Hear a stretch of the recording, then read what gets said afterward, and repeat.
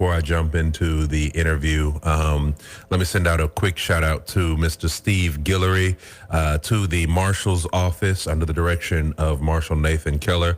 I believe Mr. Darren Gillian is the name that I have. He is both he and Steve Guillory are two local individuals who have decided to sponsor and be a part of our back to school giveaway. They are not business owners or any of that. They're just local individuals who said, hey, I see what you guys are trying to do. I want to support and be a part. And so we say thank you to them. And also to the Marshal's office. And then, of course, to all of our sponsors.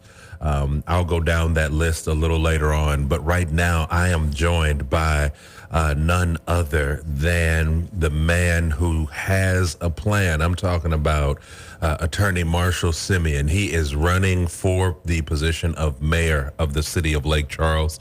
And he has been laying out for us his qualifications. He's laid out for us who he is. And, you know, we've taken, I believe, about almost a month, 4 weeks, to kind of dive through all of that so that people know who you are, what it is that you have accomplished, and what it is that you know drives you in this pursuit of the chair for mayor. And so let us kind of dive right into this. And I'll let you just have an opportunity to say good morning. So good morning to you all. Good morning. Good morning. It's good to be back. Yeah. Absolute pleasure to be back. And I know we've got a lot to talk about and not a lot of time to do it. So let me just dive right into it. When it comes to position or the position for mayor, what is it that made you say, I want to run for the city or the mayor of the city of Lake Charles? You know, I'd served 2 terms on the Lake Charles City Council. And when I first got on the city council, we had gone through Hurricane Rita. I mean, right when we first got in.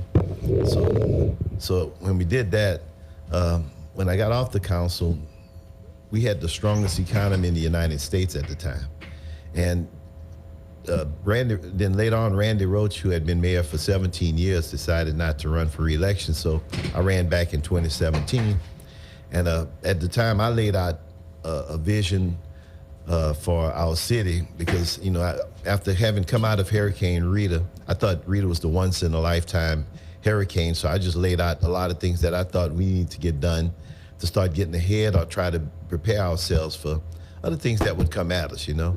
And at the time I said, you know, Lake Charles, from everything I've served on, Lake Charles is really an 8-cylinder engine. I mean, we are a strong economic viable entity in the state of Louisiana, especially with our proximity to Texas. But I thought we were operating on about 4 cylinders. I thought that was a lot of things that we could get done that could make us a lot stronger, a lot more resilient, a lot more ready for things.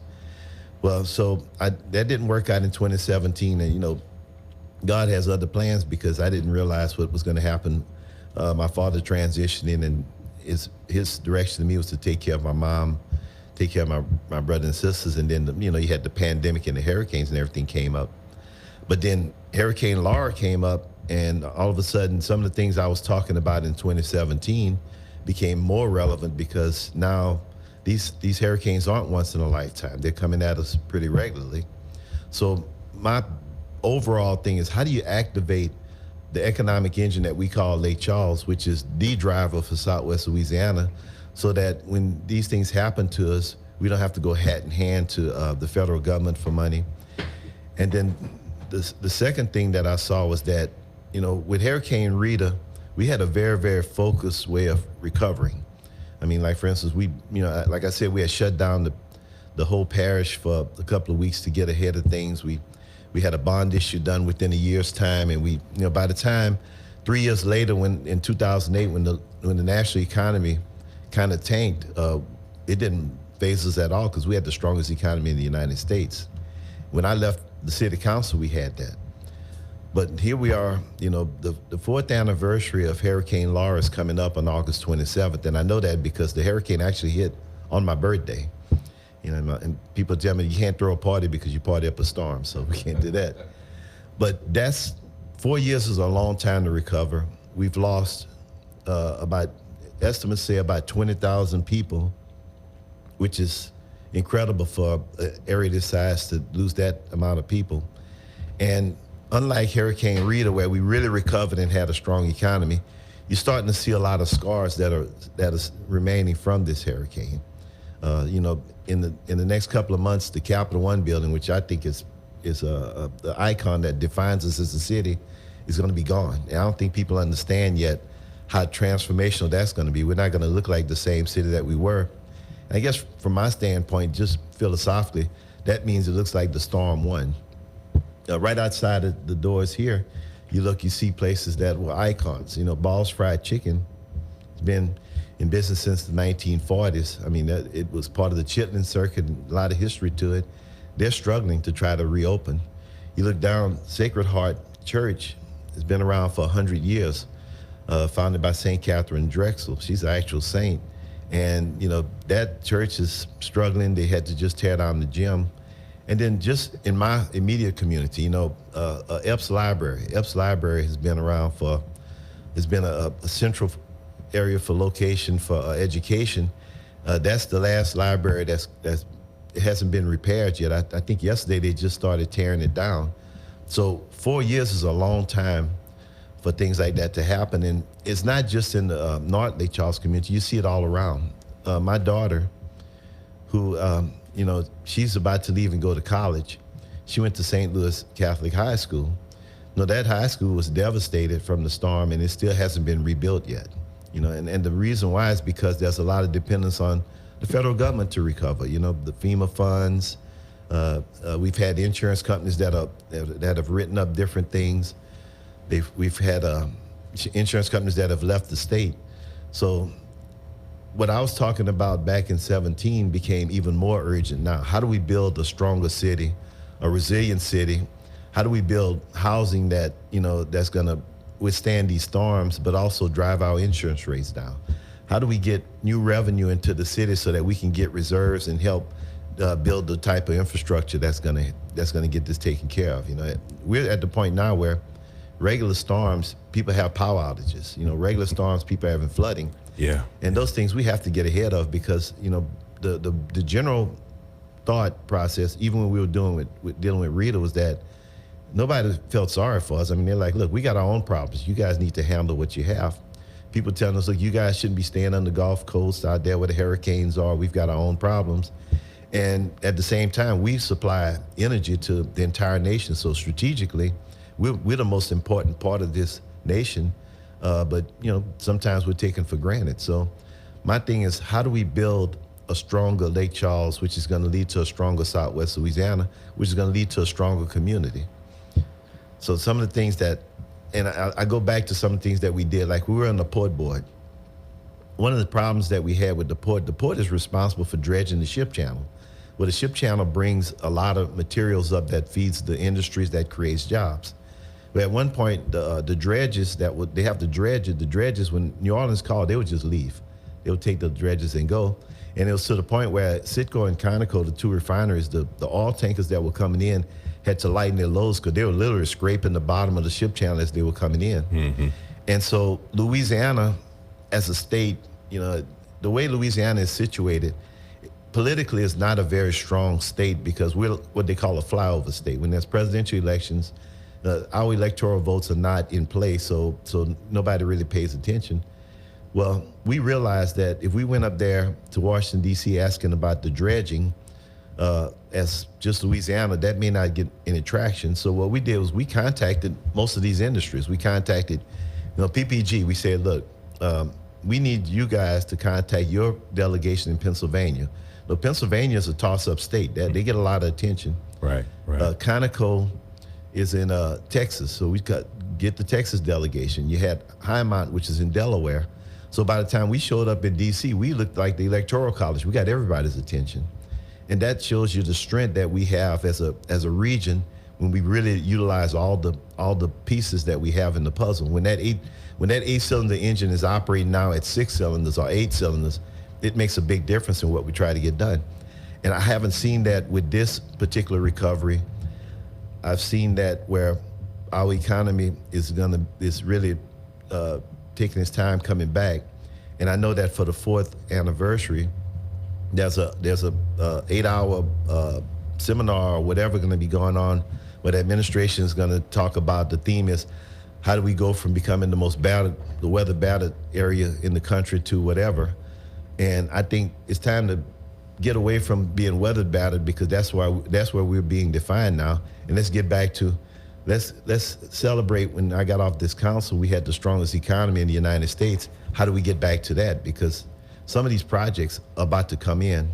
The LNGs, you know, I remember even when I sat on the Board of Commerce and Industry, the uniqueness of Southwest Louisiana was well known to everybody else in the state. You know, we had projects coming through in other parts of the state that were multi-million-dollar projects, really big projects.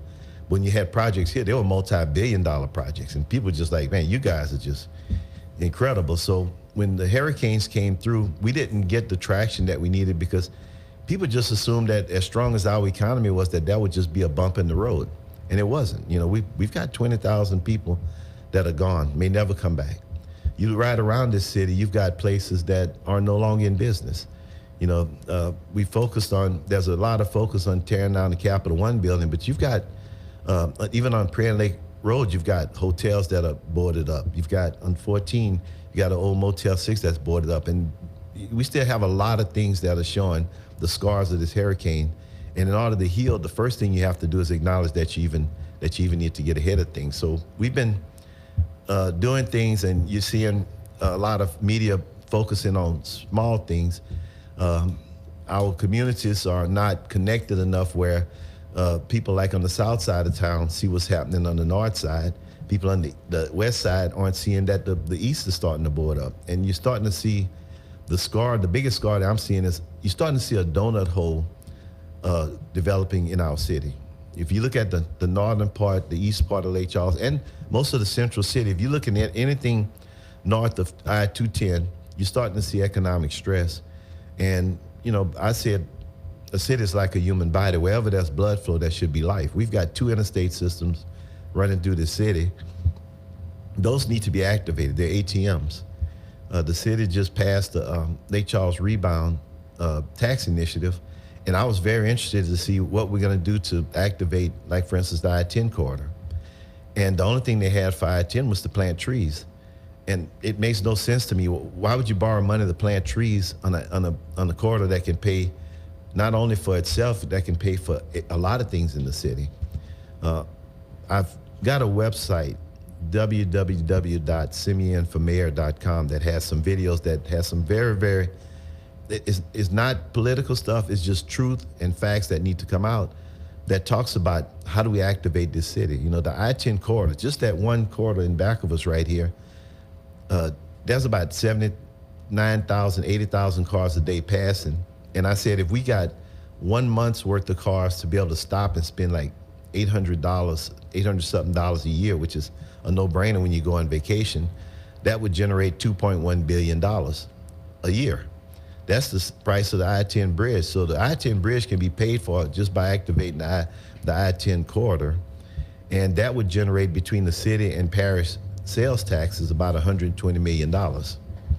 So the city's budget back when I got off the council was like $48 million. So you almost triple that.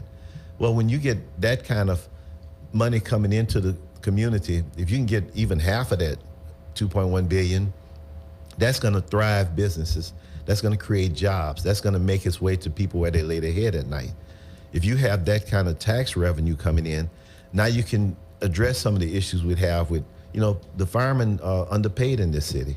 You can address that. The policemen, they can get paid. The city workers can get paid, but you can also enhance the services that's being done to make us a more resilient city, so that we're not down when these things happen. And you can also start putting reserves in place, so that if something does happen, while we're waiting for the FEMAs and those people to come in, we already have some money to jumpstart the type of recovery that we need.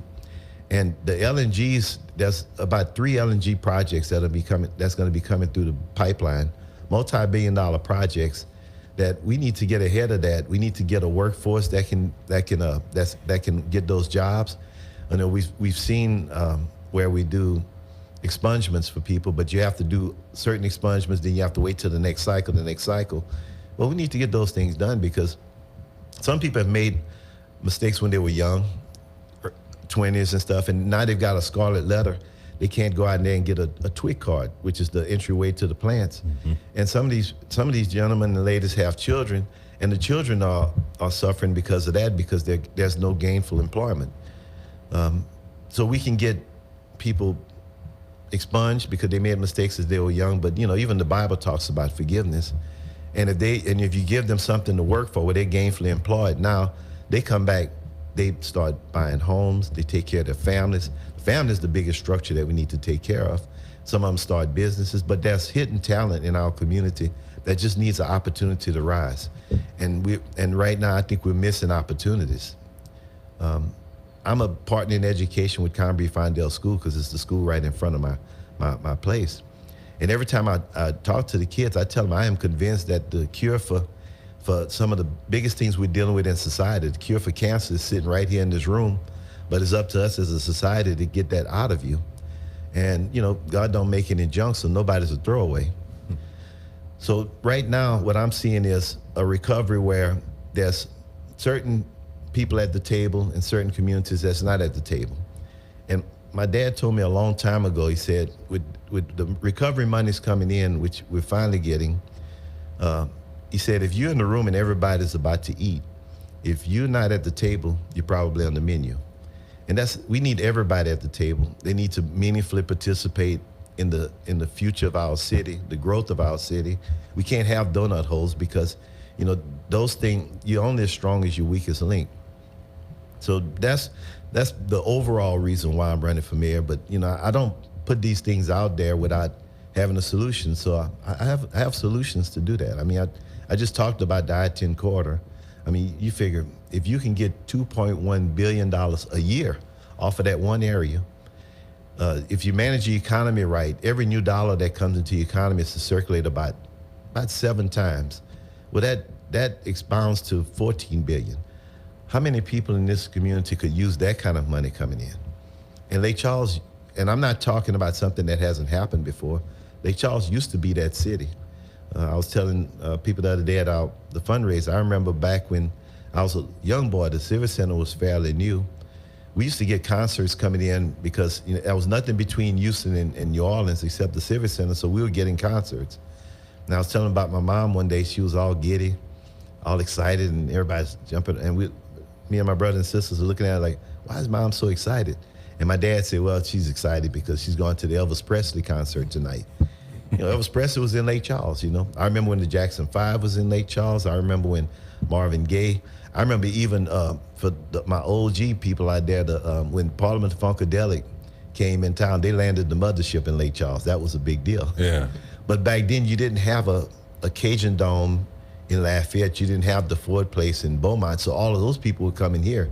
So you had new money coming in to our economy. But we got complacent and said, well, the Civic Center is going to stay like it is. And now that building is pretty well antiquated in terms of what its functions are. Now we go out to the Cajun Dome and the Ford Theater. So we're actually sending our money out for a change.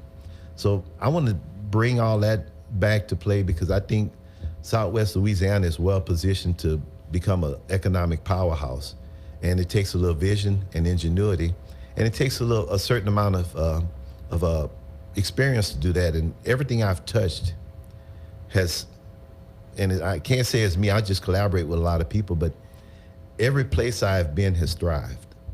And I think once I get into the mayor's office, this entire city and region is going to thrive. Oh, man, I tell you, that's I said it earlier, and I'll say it again. Here is the man with the plan. You've been listening to the voice of Attorney Marshall Simien. He is running for the position of mayor of the city of Lake Charles.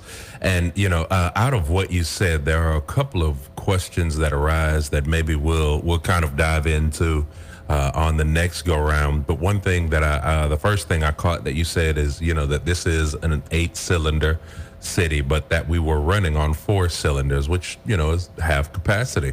And so you said that was around the time of Rita. And so my question that comes that we'll deal with next time is kind of where are we now? Do you still see us at half capacity? Do you see us maybe a little less or a little?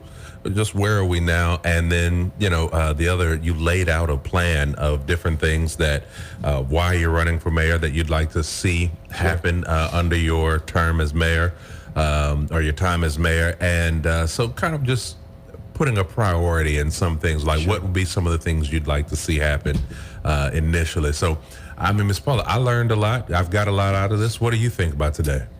I had the same words as you. He is the man with a plan, a strategic plan, and a plan that's needed now more than ever to put the resources exactly where they belong to grow this city. It's a crucial point in our city to be able to have some with education, government, law, business law, has worked himself through the ranks of all the different boards in the city, state, understands how everything works. I can connect the dots. When you hear him talk, that's years of experience, years of being in the trenches. He's seen the hurricanes come and go and recover. He's been there. And it's more important now. The time is now to be informed and to come out and vote for the person who has what it takes to bring this city forward, not for one, not for two groups, but for all people. Marshall is approachable. He's a family man. He wants to hear the input of all people. He wants your ideas. He wants your questions, concerns.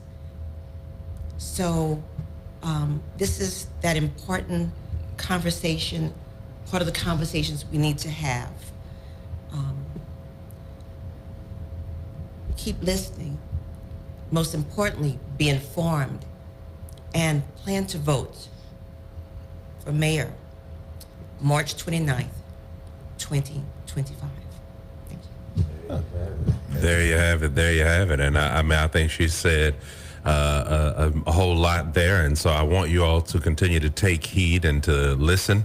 Again, I want to reiterate, we have made this platform available to all candidates who are seeking election for all races and continuing to make it available for even those who are currently holding a seat, and so just pay attention to what's being said, who is saying it, and then all of the stuff that is being said is available for public record. So if you want to go back and look at anything and say, I didn't know he was a part of that, or you can find it on public record. So I want to continue to encourage you to take advantage of all of the resources that are available to you. Also, he did mention the website earlier, and I pulled up the webpage while he was talking and then looked at a couple of things. He does have those videos up that, again, you can watch those clips and see some of the things that he has been saying, or that how he feels about certain things and what he wants to see happen, all of that. The website is Simien for Mayor. That's SIMIENFORMAYOR.com. And so you can go to that. If you are on social media, Elect Marshall Simien is the thing. That's the link or the Facebook page. And thank you. That's what I was looking LinkedIn, for. everything. Yeah. Elect Marshall Simien. So you can find him there on all social.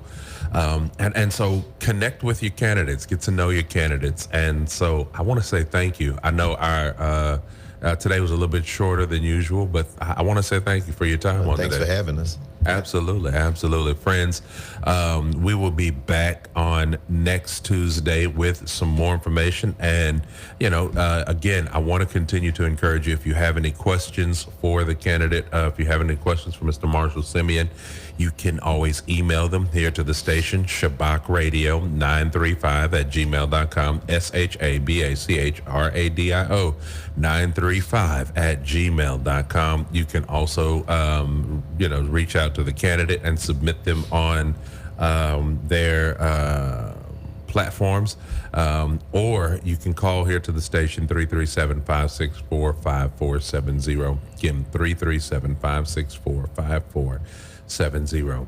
Yep. The Simiens, thank y'all so much for coming out. I Thank you for appreciate having y'all. us. Yeah.